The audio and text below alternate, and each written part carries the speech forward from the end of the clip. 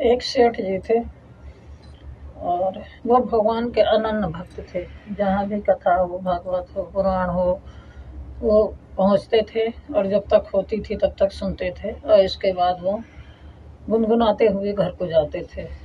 लेकिन उनका बेटा जो था वो उतना ही प्रभु से नफरत करता था, कभी भगवान का नाम लेता ही नहीं था, कभी भी राम का नाम नहीं लेता था। अब सेठ जी बहुत दुखी होते थे, लेकिन करें क्या। वो तो बिल्कुल उनका बातें सुनने को तैयार नहीं था। वो कहें कि तुम्हारे पास कोई काम नहीं है, तुम जाते हो 2 घंटा 4 घंटा पंडाल में रहते हो, अब पता नहीं वहां से का पंडित जी तुमको सिखा देते हैं या गुनगुनाते हुए चले आते हो। बहुत बुरा लगता था सेठ जी को। तो एक बार जो गुरुदेव व्यासपीठ में बैठते हैं, कथा को सुनाते हैं, वो पूछे कि क्या सेठ जी, क्या हाल चाल है, सब ठीक हो। तो सेठ जी कहें कि गुरु जी ठीक तो हैं, लेकिन एक चीज़ का बहुत दुख है। कहें क्या। कहें हमारा बेटा जो है एक, वो बिल्कुल भगवान को मानता नहीं है और जब हम यहाँ से जाते हैं तो हमको तरह तरह का कमेंट करता है, जो कि हमारे मन में बहुत दुख पहुँचाता है उसकी बातें। तो कहा कि ऐसा है कि गुरु जी बोले कि ऐसा करो सेठ जी कि तुम अपने बेटे को लेके आओ एक दिन। कहीं वो नहीं आएगा महाराज, तो कहीं लेके आओ, कोशिश करो, किसी तरह लाओ, जबरदस्ती लाओ, लेके तो आओ। वो कहने लगे अपने बेटे से कि चलो, तुमको वहाँ गुरुजी बुलाए हैं। तो कहा कि हम नहीं जाएंगे, तुम ही जाओ, तुम ही जो लेके आते हो लेके लिया करो, हम नहीं, बिल्कुल नहीं जाएंगे। क्या देंगे वो हमको। कहना चलो सुन लो, क्या देंगे क्या नहीं देंगे, लेकिन ये है कि चलो। तो हाथ पकड़ के जबरदस्ती लेके आए उनको, लाए। पंडित जी उनको पकड़े, कहें कि राम राम बोलो। कहा ना बोलेंगे। पंडित जी बोले, कहे कि नहीं बोलो। कहा कि नहीं बोलेंगे। कहे कि बोलो, राम राम बोलो। तो कहा कि हम राम राम बोलेंगे तो क्या हमको मिलेगा। बस एक बार धोखे से उसके मुंह से राम राम निकल गया। अब गुरु जी कहे कि बस हमारा काम हो गया। उसके सिर में ऐसे हाथ फेरे, कहे जाओ, हमारा काम हो गया। लेकिन एक बात जाते जाते सुनते जाओ कि अगर तुमसे कोई पूछेगा कि एक बार राम का मोल क्या है, तो जो तुमसे पूछे उसी से कहना कि तुम्हें बताओ क्या होता है एक बार राम कहने का मोल। गया, थोड़े दिन जीवित रहा। कुछ दिन बाद वो गोलोकवासी हो गया, मृत्यु उसकी हो गई। जब मृत्यु हो गई तो यमराज उसका देखने लगे, वही खाता कि भैया इसने कितना धर्म किया है, तो एक को धर्म नहीं, जीवन भर में एक बार राम का नाम लिया है।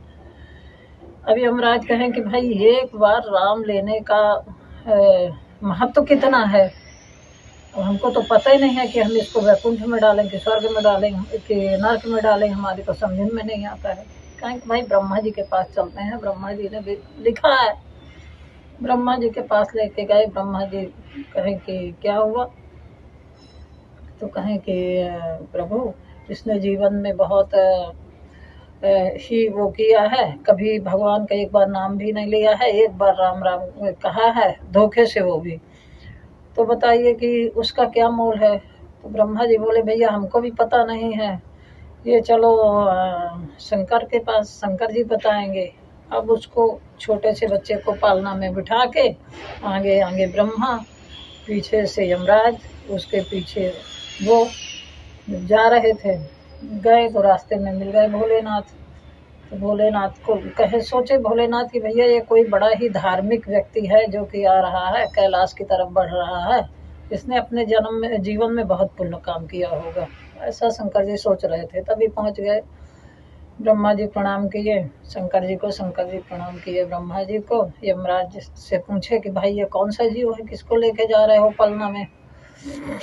तो पालकी में लेके जा रहे हो, इसने बहुत धर्म का काम किया क्या। कहें कि नहीं स्वामी, इसने एक बार भी धर्म का काम नहीं किया है, ये सिर्फ एक बार धोखे से राम कह दिया है। तो अब वही राम का क्या मोल होता है, यही जानने के लिए आपके पास आए हैं।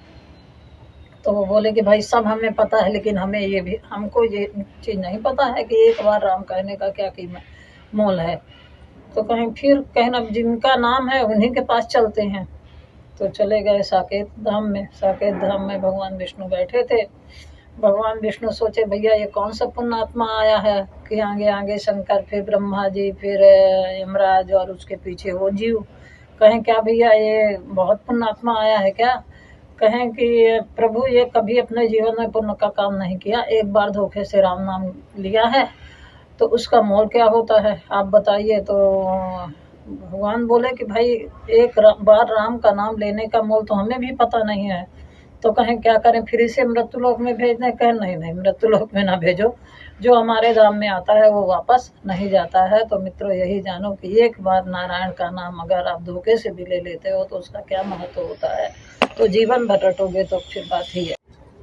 एक सेठ